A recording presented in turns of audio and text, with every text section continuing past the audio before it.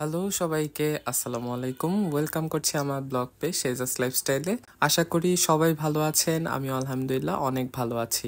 সবাইকে ওয়েলকাম করছি আমার রামাদান রেসিপি সিরিজের 11তম পর্বে। আজকে মূলত আপনাদের সবার সাথে আমি একটা পিঠার রেসিপি শেয়ার করব, যেটা আমার আম্মুর হাতে বানানো বেস্ট একটা পিঠা। এটাকে মূলত অনেকে অনেকভাবে ডাকে, যেমন আমাদের দেশের ভাষায় কিন্তু এটাকে বলা হয় হলো সোয়াই পিঠা। তারপর অনেকে হাতে কাটা সেমাইও বলে, তারপরে এটাকে কিন্তু আবার চুষি পিঠাও বলে অনেক জায়গায়। তো যাই হোক, প্রথমে তো দেখলেন আম্মু কিছুটা পানি ফুটিয়ে নিয়ে সেখানে দিয়ে দিল অল্প পরিমাণে লবণ। তারপর এখানে পরিমাণ মতো চালের গুঁড়া অ্যাড করে নিল অল্প অল্প করে। পানির সাথে চালের গুঁড়াটাকে সুন্দর করে মিশিয়ে এরকম একটা মন্ড তৈরি করেছে।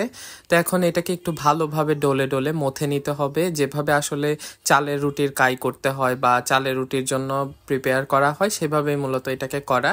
তো এটা যখন একটু ভালোভাবে মথে আসবে তখন এটাকে সুন্দর করে এভাবে লম্বা লম্বা করে সরু সরু করে নিতে হবে। তারপর এখানে আম্মু যেভাবে করছে এভাবে মূলত অল্প একটু কেটে কেটে এভাবে সেমাইয়ের আকৃতি করে দেওয়া হবে। আমি এখানে ভিডিওতে সুন্দর করে দেখানোর চেষ্টা করেছি কিভাবে আসলে বানাতে হয়, আশা করি বুঝতে পারবেন। তো যাই হোক, এখানে যখন একটু একটু করে বানানো হবে তখন এটাকে সুন্দর করে অন্য একটা প্লেটে ভালোভাবে রাখতে হবে, যাতে করে এটার আসলে একটার গায়ে আরেকটা লেগে না যায়। তো এরপর একটু আমি আম্মুকে হেল্প করার চেষ্টা করছিলাম। তো হেল্প করতে গিয়ে দেখেন কি অবস্থা, আমারটা কত লম্বা হয়েছে। তো যাই হোক, যতটুকু পারা যায় একটু করে হেল্প করে আমি আবার চলে গেছিলাম ভিডিও করতে। তো এই তো আম্মু এখানে সুন্দর করে সবগুলোকে এই হাতে কেটে কেটে সুন্দরভাবে করে নিচ্ছিল, আর আমার কাজ ছিল একটা প্লেটের মধ্যে সবগুলোকে নিয়ে জড়ো করা। তো যাই হোক, এটা যখন হয়ে আসলো তখন আম্মু এখানে এটাকে একটু রোদে দিয়েছিল, যাতে করে একটু হালকা শক্ত হয়ে আসে। পুরোপুরি আসলে রোদে রাখা যাবে না, হালকা একটু যা বাতাসে একটু শক্ত হয় অতটুকুতেই হবে। তো তারপর আম্মু একটা পাত্রে এখানে প্রায় 1 লিটার পরিমাণে দুধ দিল। তারপর এখানে বাদাম আর কিশমিশ অ্যাড করে দিল, সাথে একটু তেজপাতাও দেওয়া হলো ঘ্রাণের জন্য। তো এখন এগুলো সবগুলোকে একটু নেড়ে চেড়ে এখন অপেক্ষা করতে হবে যতক্ষণ না পর্যন্ত দুধটা ফুটে আসে।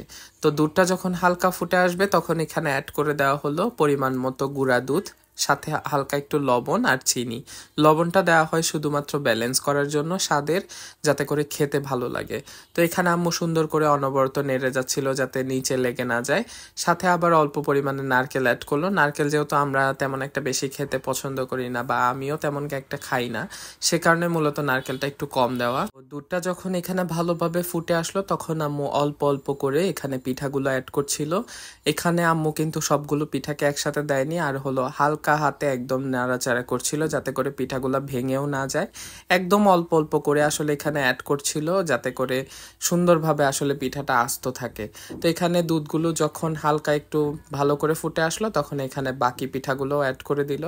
এই তো এটাকে যখন এখন সুন্দর করে ফুটিয়ে নেওয়া হবে মূলত তখনই কিন্তু রেডি এটা সার্ভ করার জন্য। এই তো এখন এটাকে সার্ভ করে নেওয়ার পালা। দেখতে কিন্তু অসাধারণ হয়েছে, আমার তো এটা খুবই পছন্দ। আমি জানি এটা আপনারা কখনো না কখনো হয়তো বা খেয়েছেন, আর যদি খেয়ে না থাকেন অবশ্যই আমার বাসায় দাওয়াত রইল, অবশ্যই খেয়ে যাবেন একদিন। আমার আম্মু কিন্তু অনেক ভালো ভালো পিঠা বানাতে জানে। তো আজকের ভিডিওটা আপনাদের কেমন লাগলো অবশ্যই আমাকে কমেন্ট বক্সে জানাতে ভুলবেন না।